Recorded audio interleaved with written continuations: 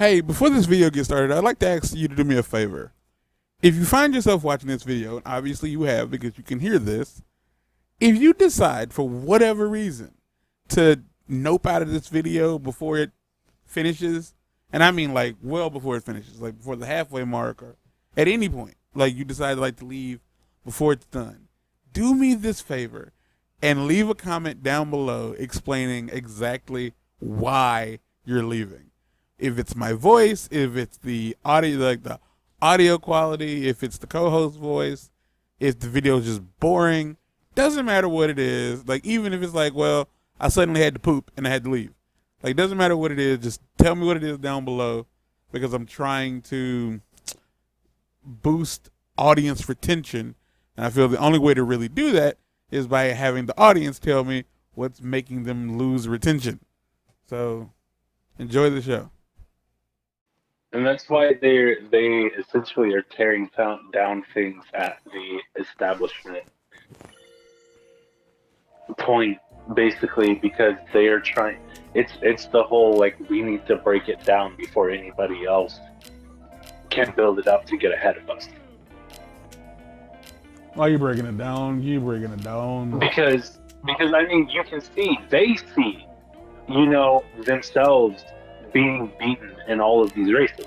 They're seeing like, especially in the National Congress, so many of them are losing seats. And I mean, even now, like, what year is this? 24. So 2 years ago, when they won back control of Congress, it was only by 5 seats. And now they themselves have caused multiple members of their own party to be like, okay, I'm done. I'm gonna go. Like when my term is over, I'm out. So this isn't a guaranteed seat that you have anymore. You're gonna have to fight to win this one. But even while they are still in power, they are still losing seats. Like George Santos, they kicked him out. They did that. They kicked him out. And then his seat flipped. And so what they're trying to do on the state level is to get people to redistrict. That's where gerrymandering comes in. That's how they maintain control. Because if they don't gerrymander, then they don't win seats. So like it was just announced, what state? Wisconsin? The governor in Wisconsin is a Democrat, and he won in 2020. And every year, like every election for like the past like 15 years, the Democrats have won the majority of the votes. It's been that whole Hillary and Trump situation where Hillary won like 3 million more votes than Trump did, but Trump got the Electoral College. So the Republicans in Wisconsin had redistricted their maps so that it didn't matter how many votes the Republicans won, because the Republicans or the Democrats would win like literally like 52% of votes, but they were outnumbered 2-1 because of redistricting. Oh boy, this is what it sounds and so, like. Yeah, the governor like just won a Supreme Court case essentially, so that the maps are actually drawn fairly to have the actual makeup of the state, because Wisconsin was a red state, but there were clearly more people voting blue, but you couldn't tell that because of how the Republicans had drawn the maps. So, like, they are literally in all of the red states, they're redrawing the maps, and they're getting rid of people in blue positions. Like, that happened to a guy in South Carolina. The Republicans in Congress in South Carolina redrew the maps, and they literally drew his seat off of the map. So he's not even in Congress anymore because they removed his seat from the way they drew the map. So he's having to run for a completely different position. One of the Congress people in Tennessee, she lived in a specific house, she said, for 20 years of her life. And the Tennessee Congress redrew the maps to force her out of her seat, which forced her to move out of the house that she had lived in for 20 years to move down the street so that she could still be able to run. Oh boy. And so those are the things that they're doing while people aren't paying attention, because, you know, they're putting up all of the legitimate pot and the abortion legislation, so people don't notice when they're redrawing maps to get rid of people in seats. This is what it sounds like when I'm breaking it down. You breaking it down. You breaking it down. Oh man. Shoot. You know what? Yeah. We're gonna go, like, I thought that would take longer than it did. So, like, we're gonna do, there's gonna be 20 episodes, no matter what. I can keep going. Oh no, keep going. We ain't done. It's only been like 5 minutes. Like, we've only been recording for like 5 minutes. Keep pushing. Cause like every time you and I make sweet monkey noise, that's racist. It always becomes slightly political. Which is why, like, you know, me and you make the best content. Because you're an angry black man. Like, you don't, like, you try to hide not it. Angry. You're something. You have emotions.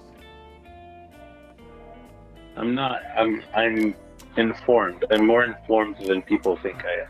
Why would people assume that you are uninformed? Ooh, my booty! I thought that was.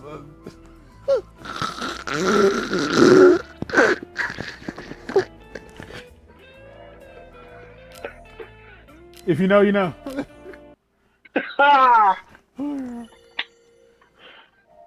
Which is a lie, because he ain't got no ass. I don't know what the fuck I don't know why he chose to lie to everybody in the chat. That was just completely pointless. He has no ass. He's sans ass. Oh. Wait, I'm gonna get all kicked up. Nah. Nah, yeah. This is what it sounds like when I'm breaking it down. When you break it down. Oh no, that's Dookie. Oh god. That's literally one of my favorite videos on the internet. I watch it every time because just the way she knew immediately when she sat down. I don't know like, I don't know what the fuck you talking about. I want to know, but I don't. If you know, you know. Precious, when she sat on the cake chair. Fuck you talking about? The movie? No. Oh! When she sat on the chair made of cake. Okay, first off, I want to say that I want to acknowledge. I don't say this very often, especially because he doesn't like it. Nigga, her name is Gabourey. You know that's the more than black thing to do. I didn't know what the fuck. First off, Precious is the name of the fucking movie. That was also her name. I don't know if that was actually her name in the movie or not. It was her name. That's why it was called Precious. I saw that movie last year. No, I don't know if that was her legal name. That was her name. Was it? Yes. Like legally on paper and stuff? Yes. That was her name. Stop yelling at me. Precious. Have you seen that movie recently? No. It ain't good. Oh my gosh. Like I said, I saw it last sitting year. on the chair of cake it murders me every time. Who was she with? Like, because I remember she was with somebody. Knoxville. Yeah, I was about to say she was with somebody who it was weird to see her with, but like, you know, they clearly like meshed a little bit. Yeah, I saw that. They had that prank show. Oh, do they? They had a prank show with Eric Andre. Oh. And he was on it, but then he left it. I didn't watch the show, but I just heard about the like stuff. He ended up like leaving the show because I think he said one of Knoxville's pranks No, went too far. no. Oh, I think I heard about this.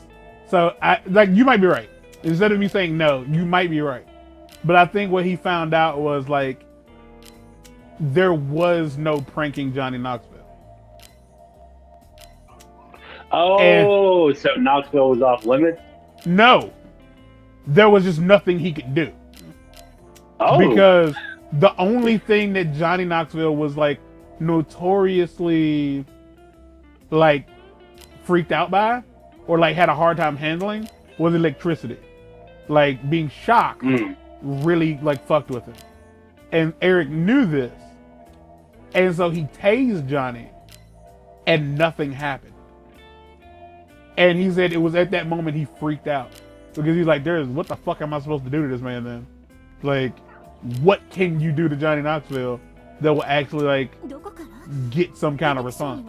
And the answer is probably fucking the thing is like they're not even supposed to be pranking each other. Yeah, but they were backstage because Yeah. like I think me and Eric Andre are alike in that sense, where it's like I don't mind. I will sexually harass my friends, but like as soon as they like lean into it, I'm out. I'm out. As soon as they fucking lean into it, I'm like, oh. But I mean, like, why would that even? That's literally how he got famous. Was doing stupid things like that. Why would that even surprise you? Because he knew, like he thought he had an ace up his sleeve. Like he thought he had that ace, and he did not. What a shame. Anyway, her reaction is how cake? I feel all people should react when being pranked. If I'm not mistaken, did she say, "Motherfucker, is this cake?" Nah, she dropped that D word. Bitch, is this cake? And a part of me wants to. She just plopped on down, and immediately there was a disturbance on the force. Like, A part of me wants to believe the reason she responded that way is she was wearing a nice dress. and it barely even got messed up though. She knew what was up though. Well, you're breaking it down. You're breaking it down. This is what it sounds like. We're breaking it down. Pretty girl. All right, so and this is the end of this episode. This is it. Like I have unlocked all the things in the game. There's absolutely nothing left to do, but I will run a couple very easy difficulties next episode just to round her out so you can see like the last character. And in the last episode, I will be explaining to Mr. Newman what the scumbag era has brought you. He hasn't seen it. He doesn't know what's happening. I don't even think he understands that I'm playing cards. Now, I told you I was playing Solitaire. So stick around. Maybe you'll find out like how his reaction was, because God knows you're not watching this the day it came out. So, you know. Get out. Stick around. We'll be right back to do stuff.